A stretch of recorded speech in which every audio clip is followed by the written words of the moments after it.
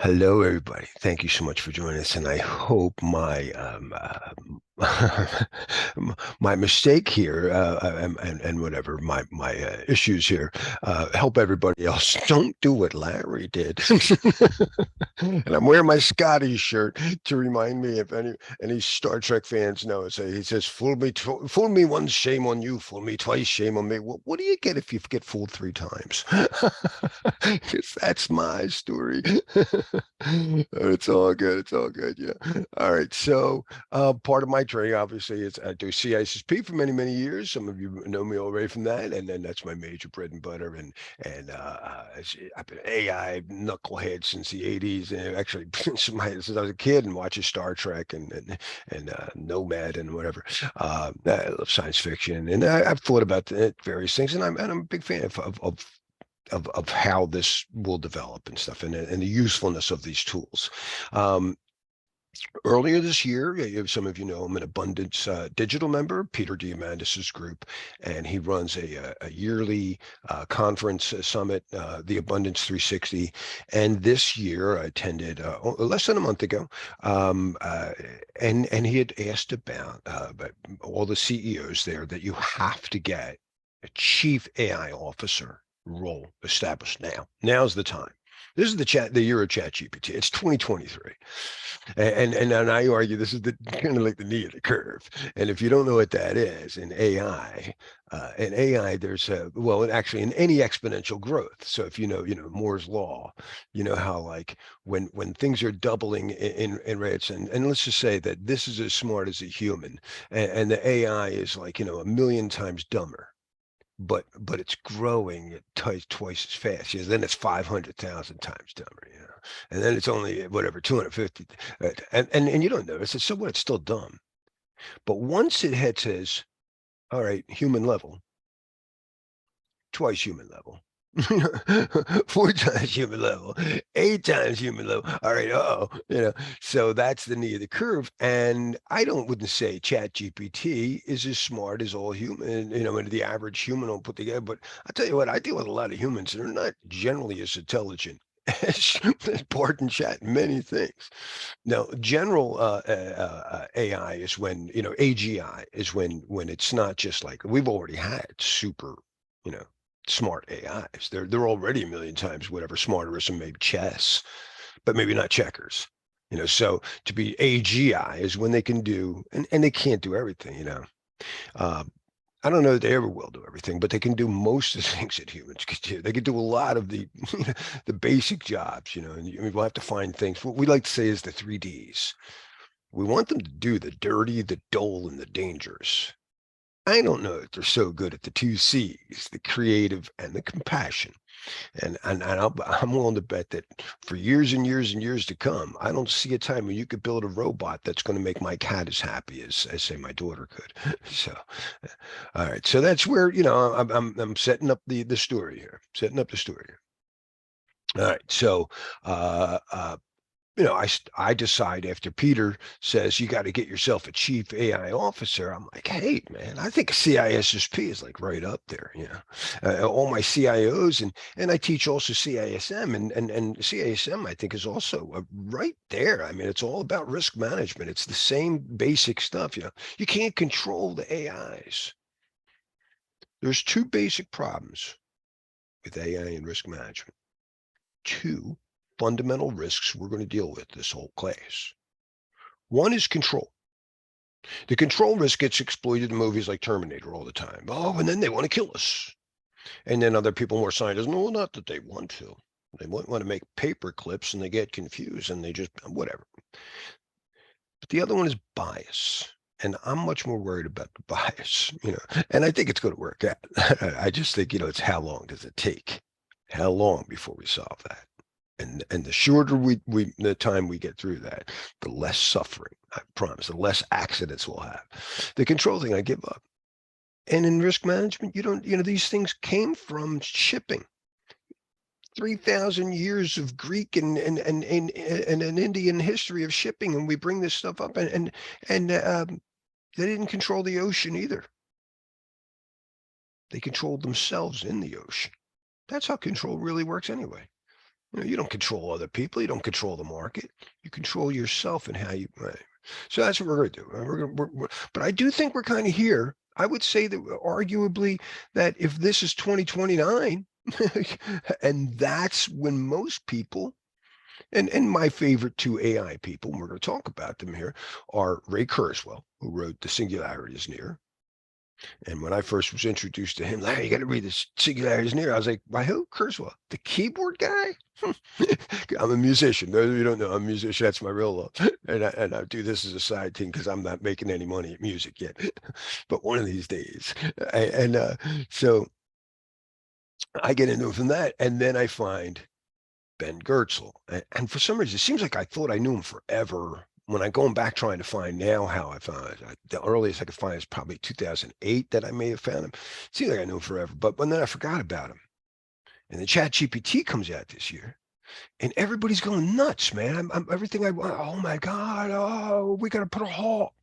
We got to put a halt, a 6-month halt. Oh no, because ChatGPT. What if it doesn't share our values? This is too powerful.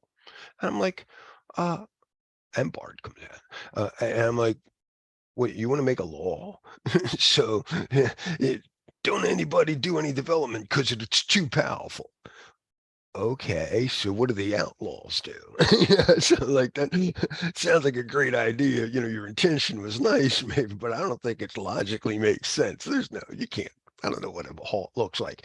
Elon Musk raised it up and he gets all these people to sign it, except for one scientist comes out and says, I couldn't sign it, didn't make sense. And that's the beginning of our story of how I started getting into this coin. And that scientist is Ben Goertzel. We were just saying how not to play the piano, and I love him. There's like I say, how not to handle your coins, your wallets, how not to negotiate Twitter. So I really just dig the guy, and there's a lot of great stuff he does, and among other things is this video from a couple weeks ago. And he addresses just what I thought. And I was like, I love your take. And his most recent video from last night is even better because as a musician, let's they said, what can AI do that the humans do that AI can't do? And it is interesting, and I haven't thought about formalizing the limitations that much, but I can say like you can take. I don't have a model as good as Music LM yet, but I have some models similar to that, trained on smaller amounts of data, and I mean you can say like play me a passage of a song with a reggae beat, but with a rhythm guitar section that sounds a bit like Master of Puppets from Metallica and a female vocalist, and it will do that, right? And that's really cool. On the other hand, it sounds like how a bunch of fairly uninspired studio musicians who are very talented would do that. Like it doesn't sound amazing, right? It That's it. I'm sorry. That's exactly where I'm at. If you could have a formula for what's right in creativity, then people would be able to write a hit. The best musicians in the world can't necessarily write a hit, And I really don't think an AI that's just going to average out all the data that it thinks is going to get inspired to write something cool. So creative jobs to me. So we just totally agree, and we see eye to eye. Oh, I'm sorry. So then I said, what is he up to these days? And I see he's got Singularity Net, and I'm like, why isn't he part of Singularity Universe? I don't know. I really don't know this part yet. So, but he's the guy behind Hanson Robots. He's Sophia. He's a well-established guy besides a musician that Larry just thinks super cool. And I reach out to some of these people, and I'm chatting about Ben, and at him, I see the AGIX coin. So they've got an AGIX coin, and his take is basically AGIX that a coin if you don't know how crypto works, crypto coins work, if you're still trying to know, but basically our whole point is we want to maintain a written log. I always use shipping. When the captain goes out, he has to maintain a log of what he does. He has to have, first of all, a written log of what's on the ship. You're uploading some cargo, you're going to download some other cargo, and you got to keep a log of all these things and how much you spent and where you stopped, and people dock the records. So that's what Bitcoin and Ethereum really do. We'll get into the details later, but they give you the captain's log that nobody can doctor and everybody can see, you know. So he figures, hey, you know, Bitcoin's very slow. Bitcoin's super solid, but it's very slow, and its use case is like the use case for gold. So don't, you know, we're not writing smart contracts. We're not logging email or whatever. We're paid. I don't shop at Amazon with gold. So we have different cryptocurrencies or coins or whatever tokens for different use cases. Now, I'm still kind of, you know, I'm a musician. I'm not, and I'm nowhere near a scientist, but I do get the concept, and so he develops a token, a utility token used by to do transaction management, decentralized community, and it specifically, you know, seems optimal for uh, ooh, I was going to try and pull it up. Do I have it here? In fact, do I still have it up here? Yeah, I was trying to summarize why. Help me explain the case for AGIX, and then I find out that a lot of people like Cardano as well. Cardano is not his, but he's got stuff on Cardano. So these are the two. What I'm finding, the two big tokens that are use cases for AI. And I'm still naive. I'm just, you know, I'm flipping around. Yeah. So, you know, they're both suited because of performance. And I even said, tell me why it's better served besides saying they're faster. So basically, it boils down to decentralized, scalable, secure, build-in smart contracts. All right. And I go, well, as far as I know, I should save this. This is unrelated, but I'm really into Hashgraph. But anyway, so, actually, it did tell me if you're curious, Hashgraph is way faster than anything. The problem is it's not truly decentralized. All right, so that's the argument. I say, well, I suggest you try it. And he's like, and then Bart's like, I will definitely look into it. Thanks. So, all right, so now I'm buying. I'm going to buy some. Now I have a wallet, you know, that I do a lot of stuff with. Let me get back to my singularity. Um, oh, where did I put? Anyway, so uh, I get a wallet. I see that they support MetaMask, so I create a MetaMask wallet just for this. I don't want to risk anything, you know. And oh, you got to put Ethereum in there, and then transfer it over and buy it, and I do. And then I see this.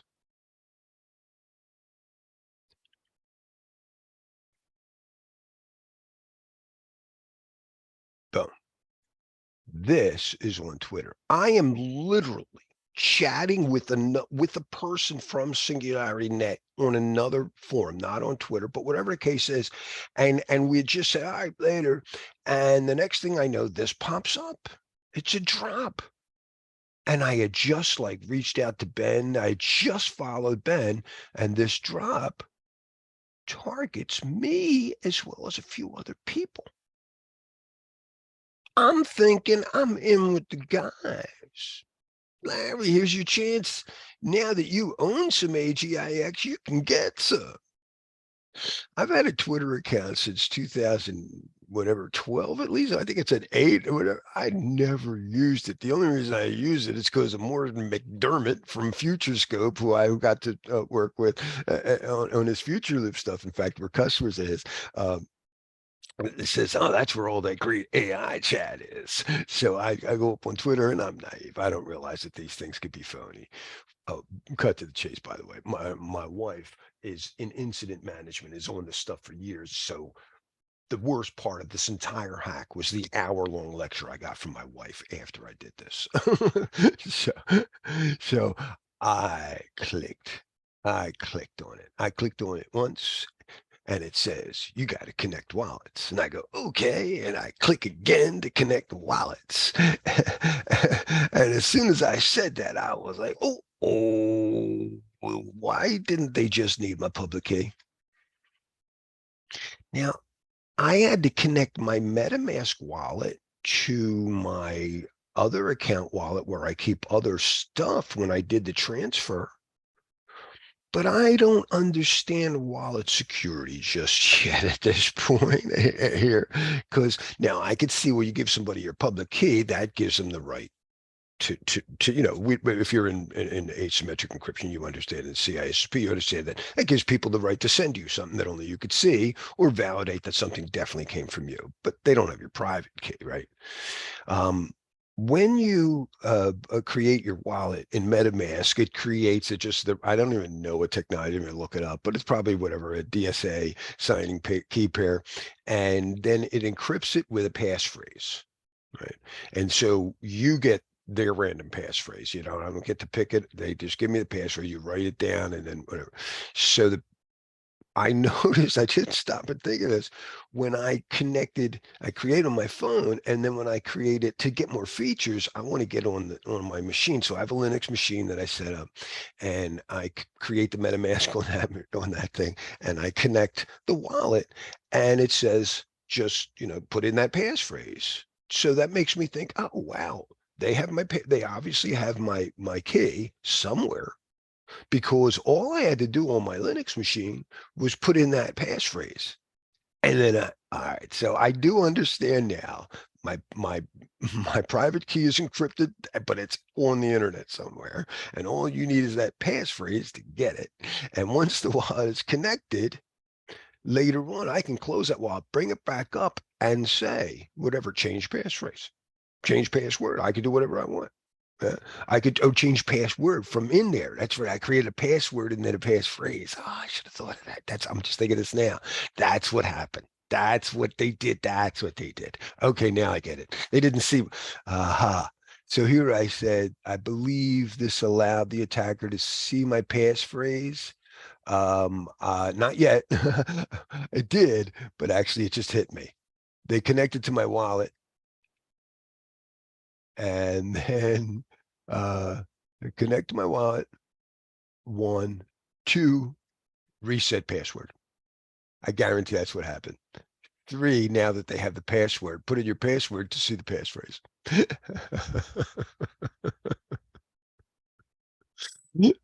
So, all right. So now they got my private key. I'm suspicious. As soon as I said this is wrong, I start taking screenshots, transferred my tokens out of there, but all the AGIX is gone. And that's what was mostly there. But there has to be some ether in there, because it's an Ethereum based network that it runs on. So because this is kind of weird now. I had, I don't know, a small amount, under $100 of ether in there. And so um, I transfer most of that out. I leave some ether in there, right? No, I didn't do the ether. I didn't think of the ether. I tried to get my tokens, but I just flagged the. I don't wasn't that smart yet.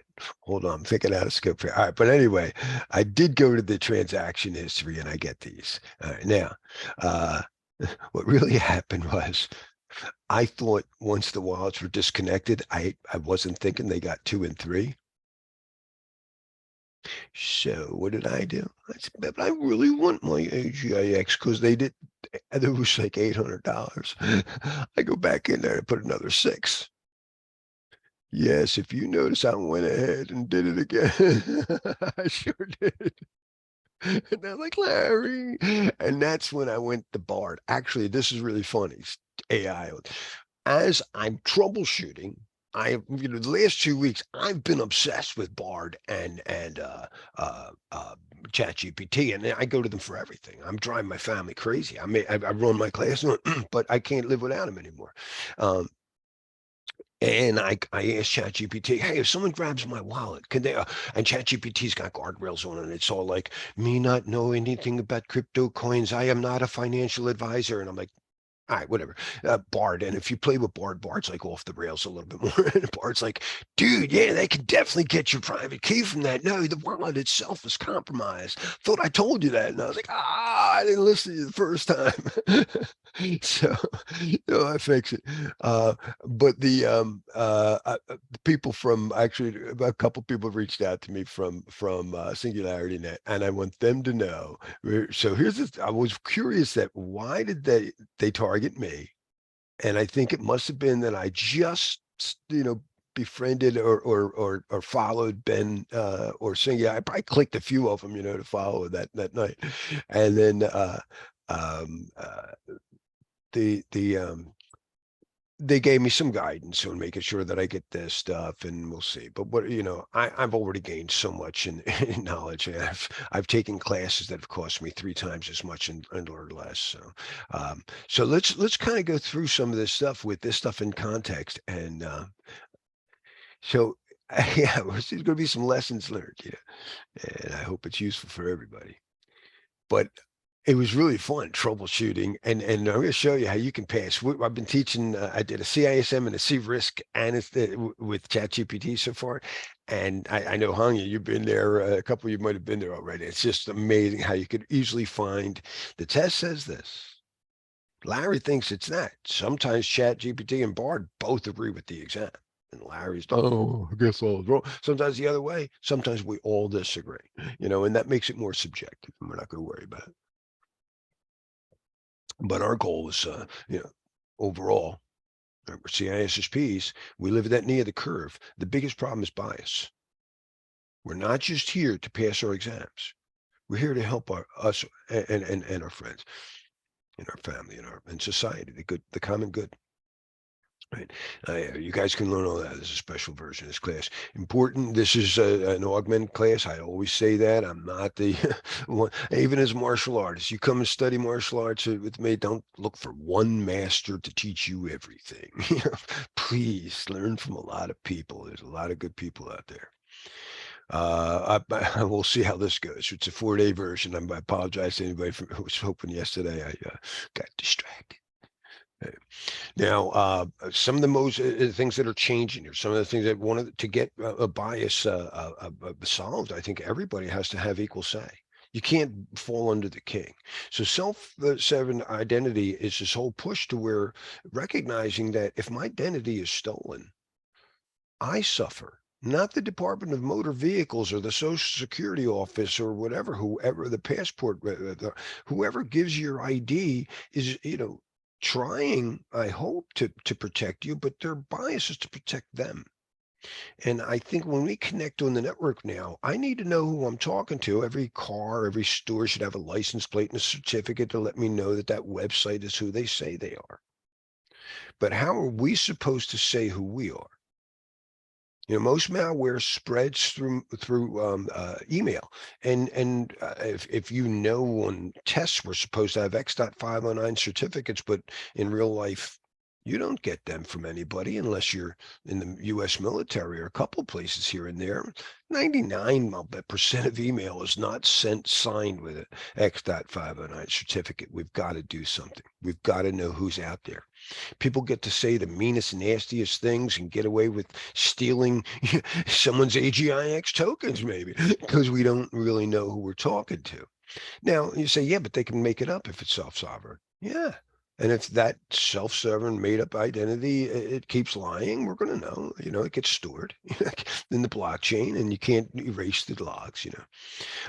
We also, I'm a big fan of FIDO. This is a web author, and I just think it's crazy. We always say to people that, when they get their passwords stolen, and they like me click on a phishing attack. Oh, you're going to teach your sales reps to be whatever security experts and password specialists. Like, dude, stop.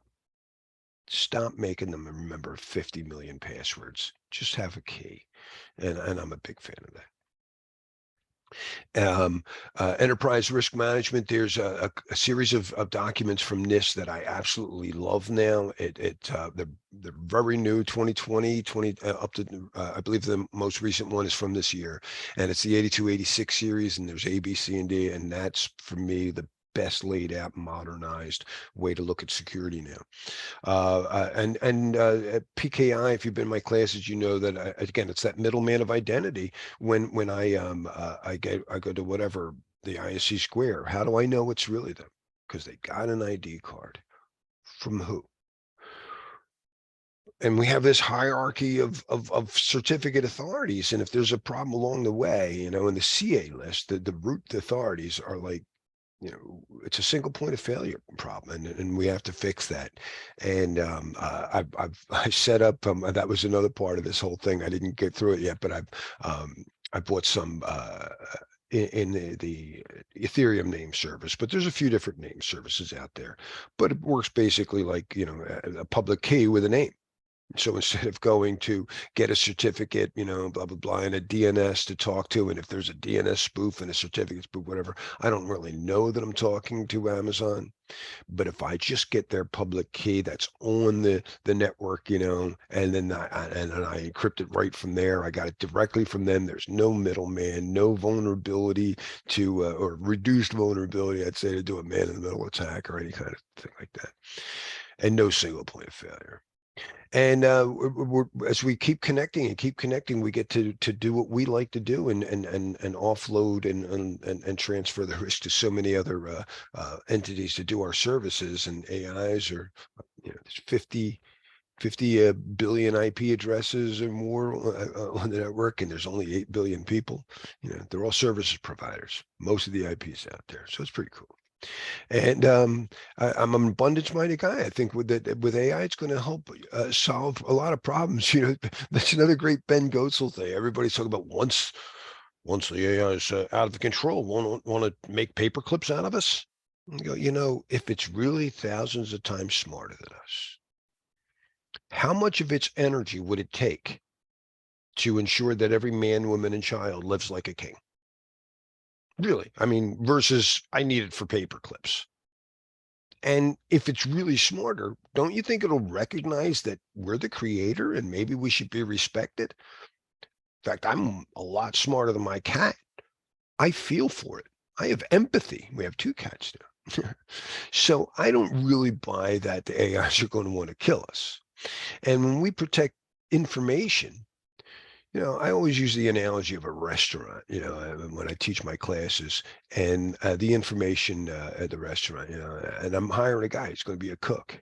Hey, can you keep that secret recipe secret? Sure. That's good. Hey, are you going to follow the recipe? Or are you going to put something else in there? And are you going to show up for work? I think these are more important. This is sometimes important, but it's not nearly as important as this. If there's only enough water to go around between the mountain people and the valley people, one or the other, right, they're going to compete, and it's going to get unfriendly. And they're going to get a little annoyed at each other and start noticing that the mountain people are always looking down on them. And the valley people, are always going to feel, or the mountain people are like, why are they always looking up to us? I'm just human, man. Look at these low lives. And they're not going to see each other as the same kind of person. And they're not going to treat each other with kindness. But when there's enough water to go around, they'll probably start getting a lot more friendly. Competition will be a lot more friendly. And it'll be, actually, they might even just start collaborating and go, hey, I see you got some peanuts down there. Did you ever see our strawberries? Maybe we could mix them together. And the most important thing is that the strawberries really weren't damaged in shipping and came from the mountain people. Or that the peanut butter keeps coming. It's available. Blockchain is solving this. If you don't understand why I'm going for these coins, people are like, I got a buddy of mine, I've gotten a few lectures over the last 48 hours, my friends, from people, I told you, all this crypto stuff is a scam. Oh, dear God, do you understand why integrity is good? And I'm on the one hand, yeah, I put my money in gold. I think it's a good idea for some of it, but I can't shop with it. I'm sorry. I just don't. And there's a lot of use cases now. My wife is a very more astute in things. She goes, you never put in more than 10% of anything in any one asset class. What's the matter with you? So I'm not that smart, but I do believe in these technologies. I don't believe in every coin. I'll tell you what. One thing I found in my little paranoid little thing over the last 48 hours. Some of you probably know this a lot better than I do. My wife certainly did. Actually, I got an earful from a number of people. But while I was hunting around, I get all these like I just feel like somebody's like. In fact, when I was a kid, one of the things I wanted to do to steer up for my old punk band back in the day was create like an anti people that hated my band and have them say, this is why they hate that song," And then I was going to have other people, even before the internet, I was going to like put posters up in Philadelphia, And I felt that I was going through this, and I swear, all this Dogecoin and Shiba coin stuff started coming up. And I just pictured Elon Musk sitting at home with Legos going, and then I'll make these people look over there. And I don't, that was my vibe anyway. But none of those coins have the use case that I'm just after use case. I'm not after who's got more marketing power. I just want performance. And so, and I still, as I said, I still think AGIX is a smart buy. And I'm very happy with what they're doing. And it hasn't, I haven't repurchased my coins yet. Waiting, but I will. I will probably get that over the weekend, maybe even sooner. Yeah, the real risk of AI is very likely this. Now, if you only have one person training the AI, if you only ask one person, hey, what time should we eat tonight? And you ask, I think we should eat at 9:30. Well, a lot of other people might not be happy about that, right? So the way you fix bias, it's not it's not hard. It's very simple. You get more opinions. That's It's that simple. How do we tackle this thing and make sure that AI isn't biased toward just criminals? Get everybody's opinion. Why don't you? How hard is that? If you have two, now my wife and I were just, getting in this thing because she's very smart. She goes, it's still going to have bias, and I absolutely agree. Because my math goes like this: let's get, in theory, every human's opinion. We got cameras for looking to see if you're speeding. Let's watch your faces. Let's just get everyone's opinion. How are the cats and the dogs going to feel about that? You didn't ask us what time we want to eat. All right, let's get every animal. What about the plants? All right, we get every plant somehow. We manage to do it. Larry, what about the mycelium networks? They're not actually all right, we get everything of life on this planet. What about the people on other planets? And I believe that.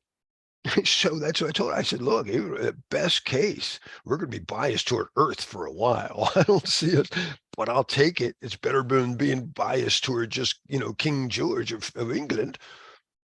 So we don't get rid of bias. We mitigate it. We mitigate it. We mitigate it by getting more and more opinions. Everybody counts. Censorship is probably not the answer. And the goal has to be that it helps everybody.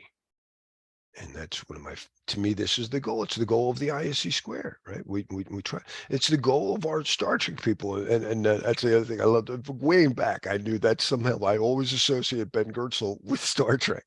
That's why I knew. And a musician. So anyway, yeah, and that's what the ISO does. I was asking Chat GPT and Bard, what do you think about the goals of, let's try, let's do our first experiment.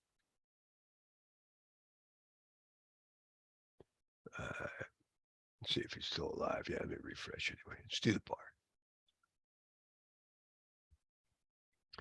I get on the phone with all the jibber jabber about AI bias issues. I propose we start with the golden rule and also follow the standards. I got to move some boxes out of the way, pardon me. Standards from the ISO.org. as well as the primary ISC2 code of ethics. What do you think? My AI homie?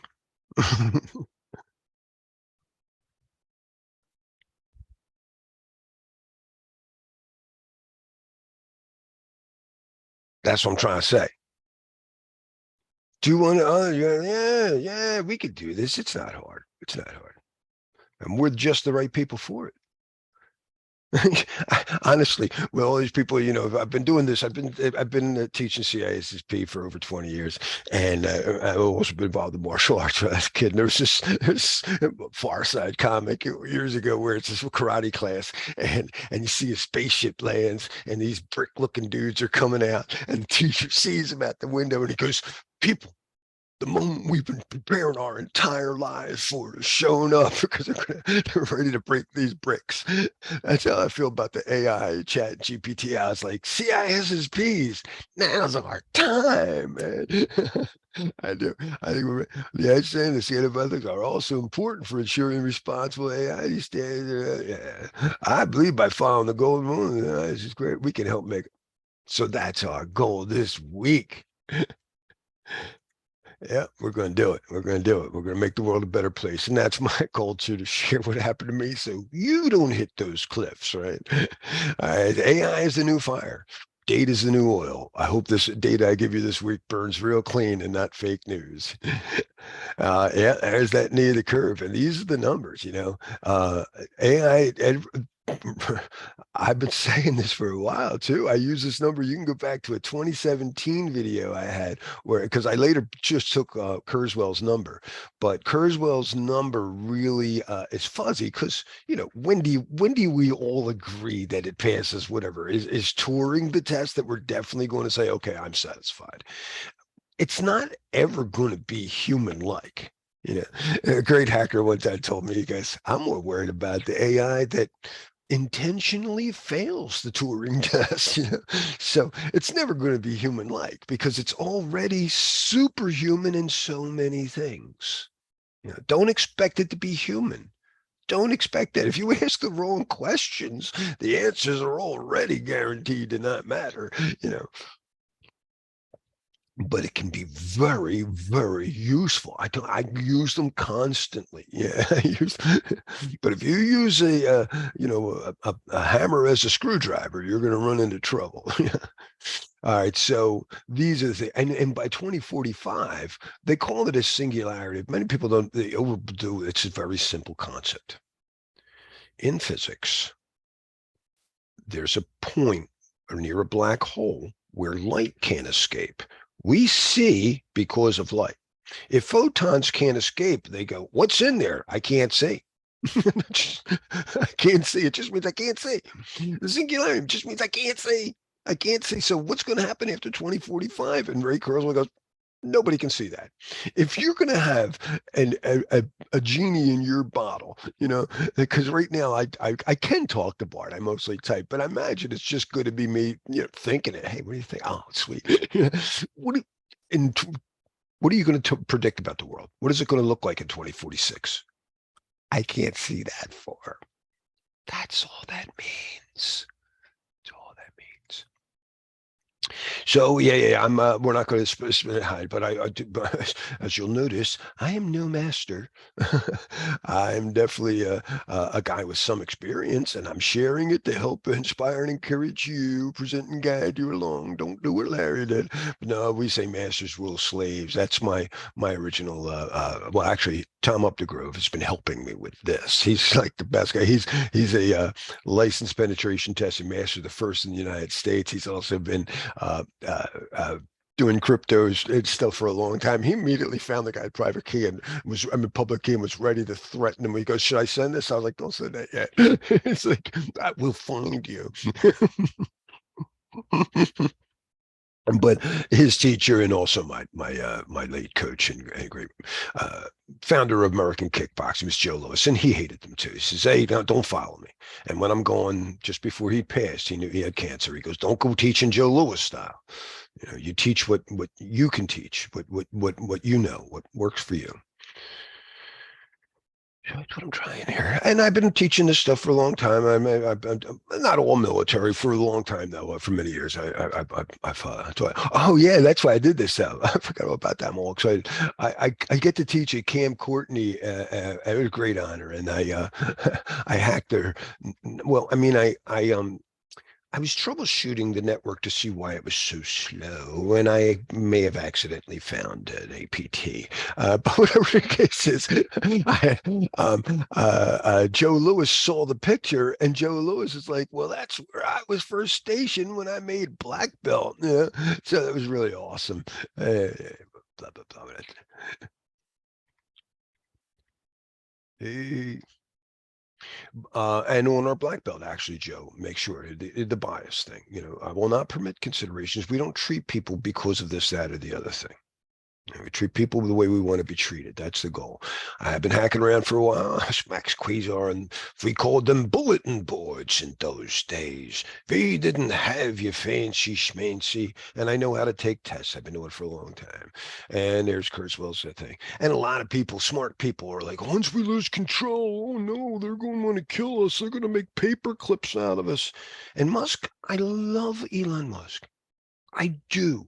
I admire so much. But if I were a billionaire at 13, I think I would act the way he does. It's no, and I hope uh, I hope things work out. Actually, one of my great AI heroes of the last year in solving these misunderstood requirements. It's like like I said, you don't need to wait for me to type anything anymore. Just watch me and listen to me. AI is out there on its own now. If you don't realize, the great thing that actually convinced me in 2017 and a lot of people on AI is real is when AlphaGo beats Lee Sedol. Let's get that story right and make sure people know what happened here. This is a great moment. AlphaGo, Lee Sedol. He was the world's greatest Go player, and AlphaGo beat him 4 games to 1. And it was like, if you don't understand the game of Go, if you understand quantum computing, in a game of Go, there's 19 by 19, possible choices. So 19 times 19, and you put in a thing that's either, black, white, yin yang, or superposition. Yes. So it's actually the game of Go basically works on quantum mechanics. It's not 2 to the n, it's 3 to the n. No computer has enough memory to store all the possible moves. It had to play by just guessing and using intuition. That's kind of nuts. We don't know how it did it. But what's crazier is AlphaGo 0 beats AlphaGo and 100 to 0. And when it did, it's like, hey, tell me how to do that. And it told them in a language humans don't know. All right. AI starting in 2017 can start talking to each other in a language humans can't know. It's like when you go to the restaurant in another country and they're talking, like, are they talking about me? And there's nothing we can do. So people get all paranoid. Oh my God, that's why we can't trust them. They don't have to understand what we say, oh, I'm sorry, honey. Well, I am recording, so hopefully yeah, she points out, and then this was a number she used, and I wish I could think of the exact number. I think she said something like 94 at the A360 meeting, this summit, that she was a speaker there. I've been a big fan of hers. If you've been in my class, but AIs can just look at our faces, listen to the tone of our voice, watch our arm gestures, and go, I know what he wanted. He didn't want me to make him into a paperclip. But here's the real thing to me. This is the part that kills me. I'm sorry. This is for our intro. I want to put you. So if the second part, if the first risk is control and we forfeit, no, we can't do it. You can't control them. They're having conversations that we can't understand. How do you control that? But let's say the other one's bias. And people go, oh my gosh, what if it doesn't share our values? What values? The values that people think that if they have more money than you, they count more? The values that people think that said because we're better, I'll just pick on my own family. I have to celebrate some holidays that are based on somebody tried to kill us, but we won because God loves us better. I don't think that's really a value. I'm sorry, I don't think God. Or the other one that CISSPs understand, as long as no one's looking, we can gain an unfair advantage. If that's your value, no. I didn't think it was very, it's a questionable value when COVID comes out and these pharmaceuticals are racing to get to compete to deliver a drug and maintaining secret information when they should have been sharing it. But they knew, no, if Pfizer gets it out first, Pfizer gets the money. I hope AI absolutely does not share that bias. Please, if I could get one wish. And my mom taught me a lot about these things, and in my class, she put me in my right. But one of the most basic, to me, ethics that you can teach anybody in business. My mother taught me when I opened up my first business, and I was like 3 or 4. It was a funny face, like lemonade, whatever, stand in front of my house. I was going to sell the drinks, and like lemonade drink. And she said, "Don't ever sell anything you wouldn't buy." And I don't know if my memories are fuzzy. For some reason, I think I didn't have I'm picturing that I didn't have a cup on it. She wanted me to put a lid on it, on the cups because they were out and maybe dust got in it. No, you wouldn't drink that. But she also was a huge fan of the movie Desk Set.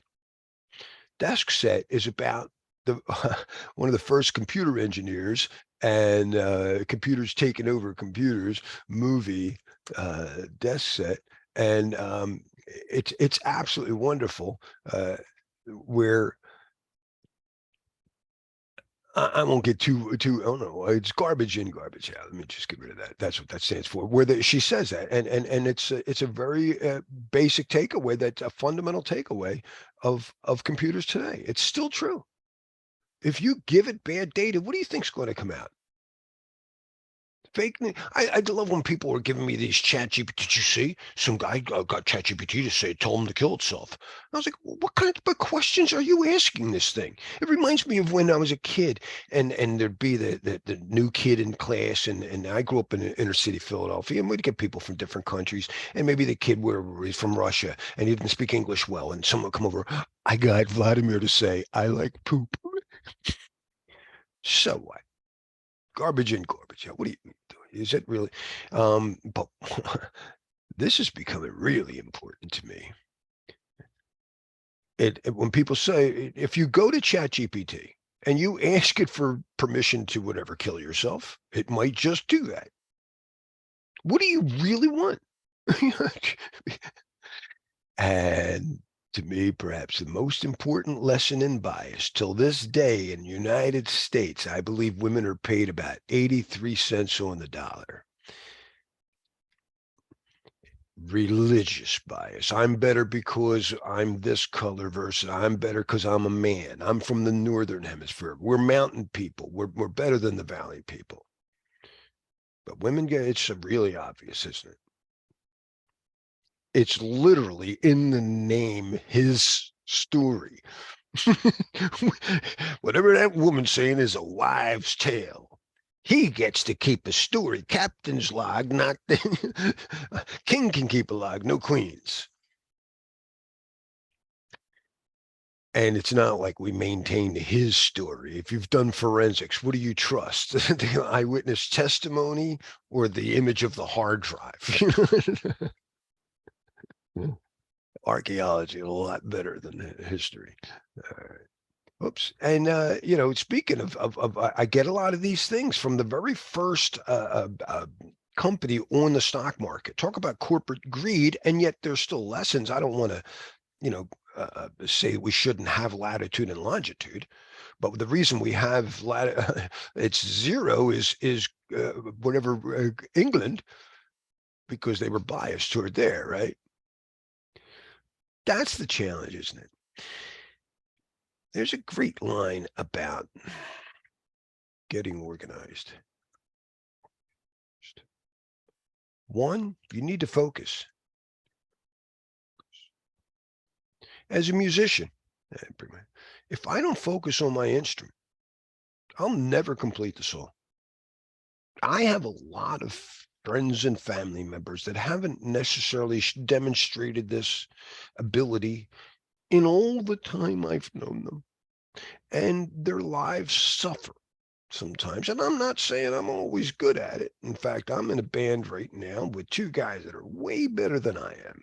And they're saying, Larry, listen, Kent, you're losing focus. Huh? And I said, I lost focus on the time or whatever. But once you learn to play your instrument from start to finish, did you notice the other guy asked you to start over again? And that's pay attention. When you pay attention, you're now looking around. It's kind of like when you ship. You have to focus. Dude, I don't care what happens. We're going from here and we need to get to here. That's the goal. You focus on your goal. But if you don't pay attention, you won't notice whatever when the windstorm comes up or another ship's there. Right. So this is to pay attention to others. So I like to say focus is like when you do your governance, risk and compliance. Focus is governance. Risk and compliance is paying attention. We literally get the word from the cliffs under the water. One of the things they do when they hit the cliff and they say, hey, there's a cliff right here, man. Better put a building up there with a big light. That's what a lighthouse is for. And I put that out there. I want to make sure you guys don't hit the cliff I hit over the weekend. Yeah, don't connect wallets. You do have to connect for some things, be very careful, because a lot of people, we got the hardware wallet, but you still have to connect it when you're going to do something. And if it's infected, and I really think it comes down to API security. We'll get back down there. By the way, Bard told me that my CISSP class is great. It can read PDF files and watch my YouTube videos. ChatGPT can't, but it did say to me, and keep me honest in here, on day 5, it told me I have to add more on CICD and I have to add more on SOAR. so, okay, Bard, thank you. But everything else it said was pretty up to date. Actually, you'd argue with me identity and management. And then I said, no, you got to go back to my crypto. Oh, you're right. You did put it there. A lot of the standards we're dealing with, the terminology we deal with in CISSP to this day, started with shipping standards, started with the drug trade, so they can collaborate. Now that we can get these wide area networks, if you didn't know, the Portuguese in the late 1400s invent this thing. It's like the first time anyone stopped to think, hey, we don't have to sail with the wind at our back. We can sail around the world now. We can just go out there. It doesn't matter.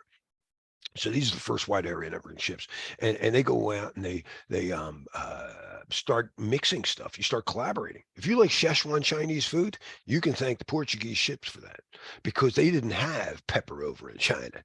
They didn't mix peanut butter and jelly until until that came from the Americas.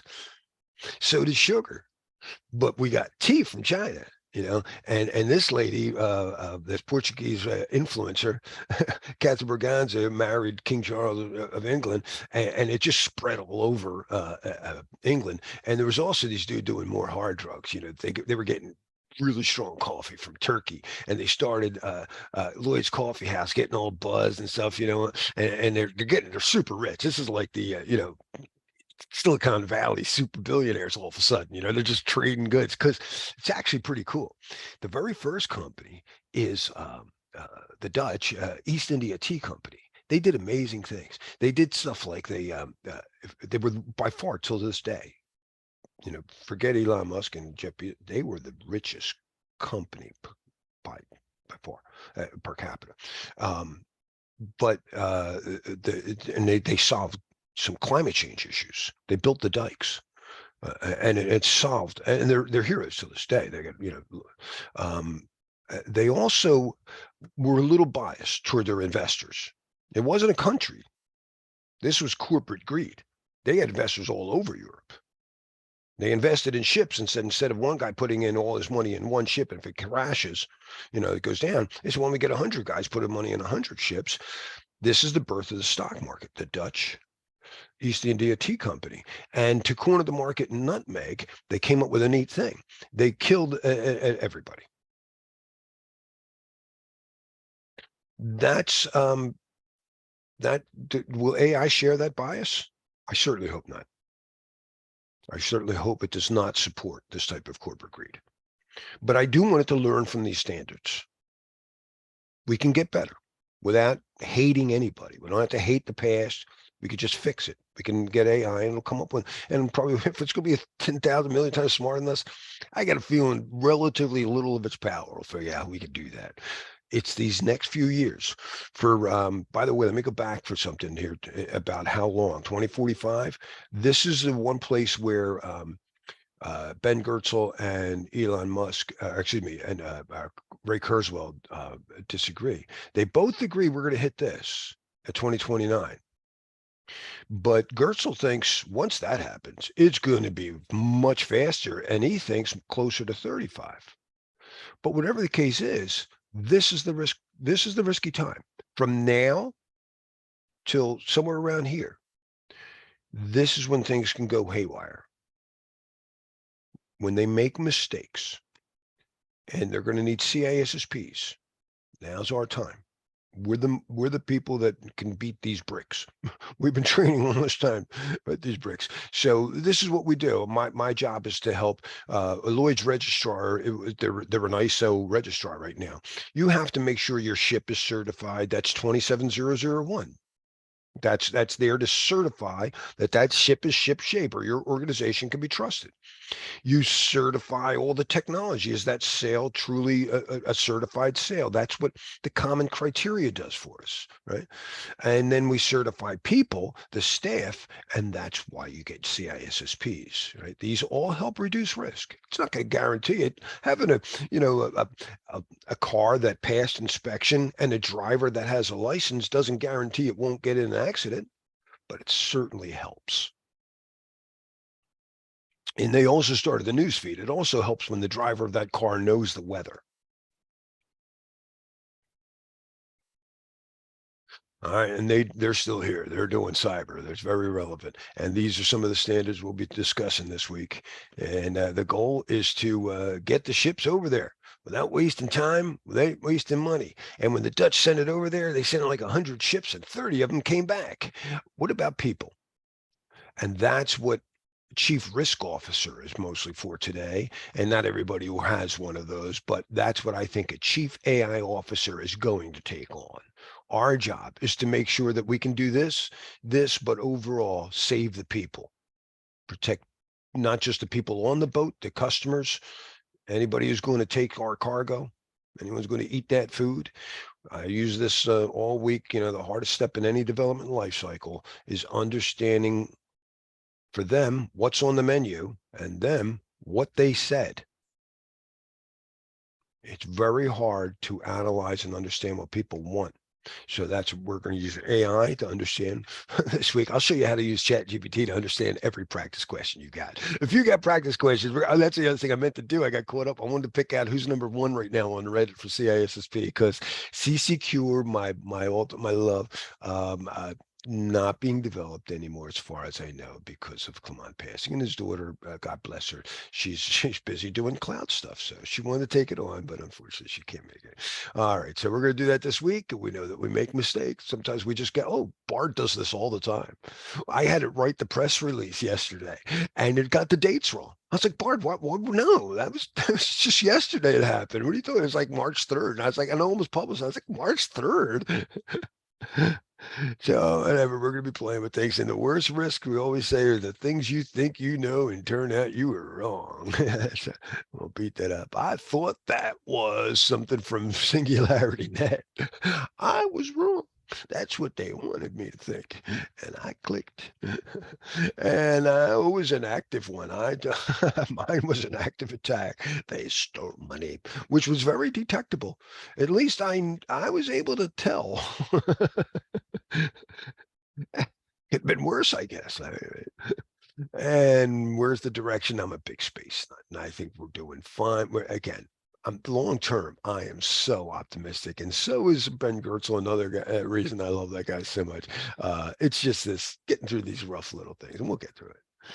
All right, we're going to use Kirk and Spock this week. Hopefully, some of you know how I treat them, but Spock is my a quantitative guy. He can count up any number, but you can't count up everything. You can't count every packet on the network. Is it going to rain tomorrow? Well, the wind direction is this, but I couldn't measure everything, Captain. I can tell you what it won't do: shoot fire. And when you pick an answer on an exam, make sure that it is accurate first. It can be very precise and precisely wrong. If you have two answers that are accurate, pick the one that's more precise.